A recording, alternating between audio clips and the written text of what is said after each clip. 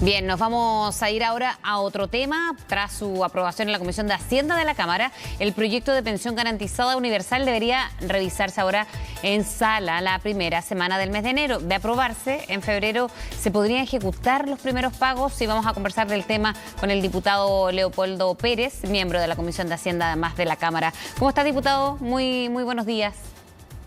Buenos días, feliz Navidad, Fecia, a usted Igualmente y a todos para los usted. telespectadores. Bueno, se fue muy rápido, ¿no? En un trámite bien ágil en la Comisión de Hacienda. ¿Cree usted que es está terminando ya de una administración y donde esto se podría quedar como una base, por lo menos, para ayudar a ese 90% más vulnerable que recibiría esta pensión garantizada, diputado? A ver, yo creo que, dado que la reforma a las pensiones, que lleva más de 2 años de tramitación en el Parlamento y particularmente en el Senado, el problema, el tropiezo que tuvo la ley corta, pero no por la ley corta, sino que por el financiamiento de la ley corta, indudablemente hacía pensar, y así el gobierno del presidente Piñera lo estimó, de enviar un proyecto de una vez por todas, porque los fondos están, la necesidad está, de poder de alguna u otra manera ayudar a más de 2.300.000 pensionados. Y particularmente aquellos pensionados que se denominan clase media, es decir, personas que lleguen hasta prácticamente 630.000 pesos de pensión, y también aquel grupo que va de 630 a 999.000 pesos, es decir, 1.000.000 de pesos. Y para nada son vulnerables, sino que es llegar al 80 y al 90%, como usted decía, de nuestros pensionados en Chile.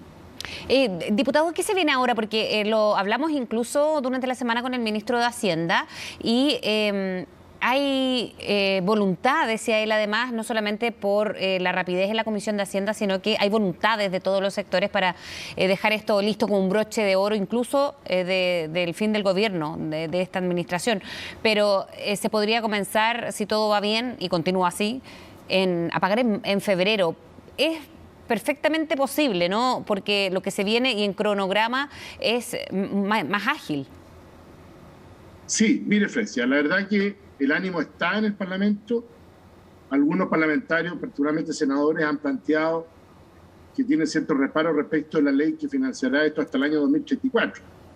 Hoy día la ley está financiada, lo que se aprobó en la Comisión de Hacienda y que pasa a sala, como usted decía, el lunes 3 de enero, y se despacha al Senado para verlo el día 4 de enero, perfectamente podría estar siendo pagado para más de 1.600.000 pensionados, que son los actuales beneficiarios del Pilar Solidario, el 1 de marzo.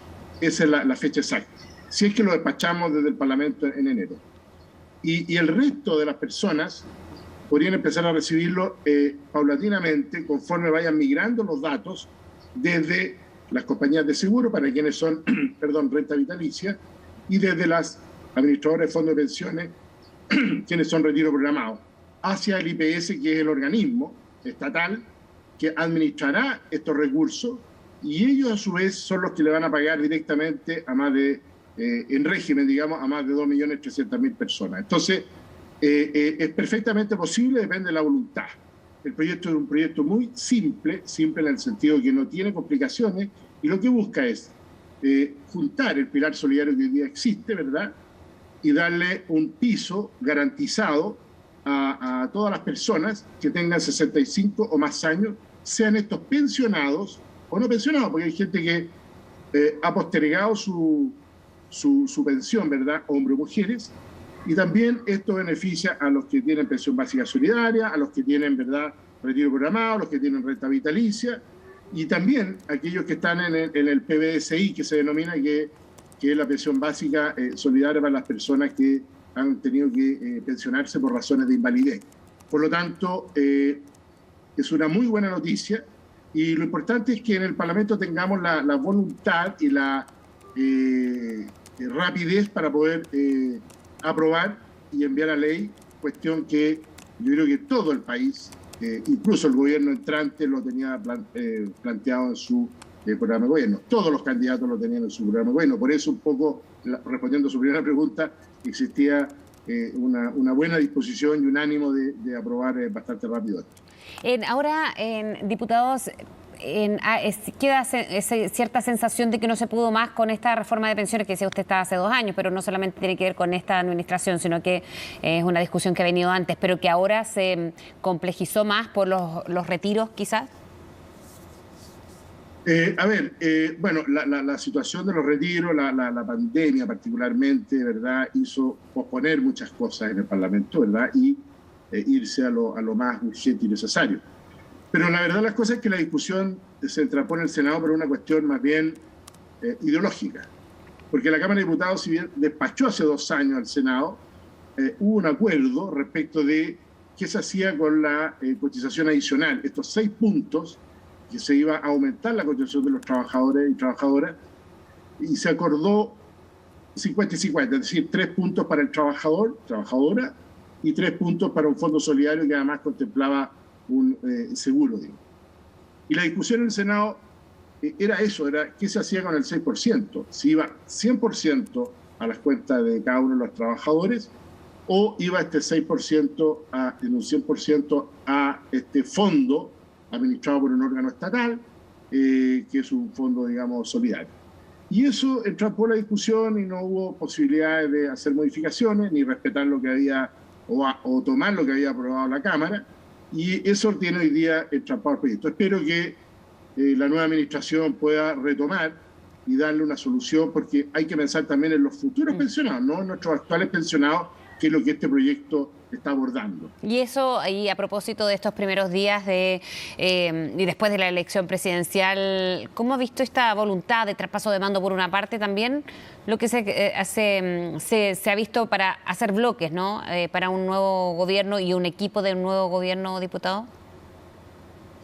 Bueno, como suele suceder, y particularmente en este que es un gobierno respecto a nuestra posición. Yo soy parlamentario de Renovación Nacional, me considero un parlamentario de derecha, indudablemente que tenemos nuestras aprensiones de cómo va a ser el futuro gobierno, si va a ser tan dogmático como escuchábamos en la campaña y por los distintos actores que tiene, pero hemos visto que muchos de quienes están asesorando al presidente Boric, electo presidente, le están pidiendo prudencia en materias, me refiero, relacionadas con el tema de pensiones, prudencia con el tema de extender el IFE, prudencia al momento de nombrar a las personas.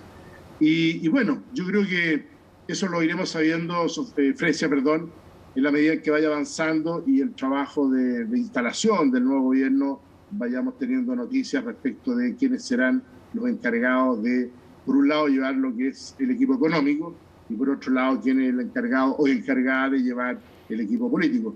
Yo creo que estamos expectantes. Ahora lo de los bloques, bueno, eso se va a ir dando, me imagino, una vez que jure el nuevo Parlamento y ahí vamos a conocer en vivo, digamos, cómo se van a conformar las fuerzas tanto oficialistas como las opositoras.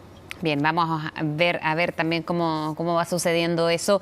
Diputado, muchísimas gracias por hablar con CNN esta mañana y esta mañana además de Navidad. Gracias a usted. Gracias. Buenos días.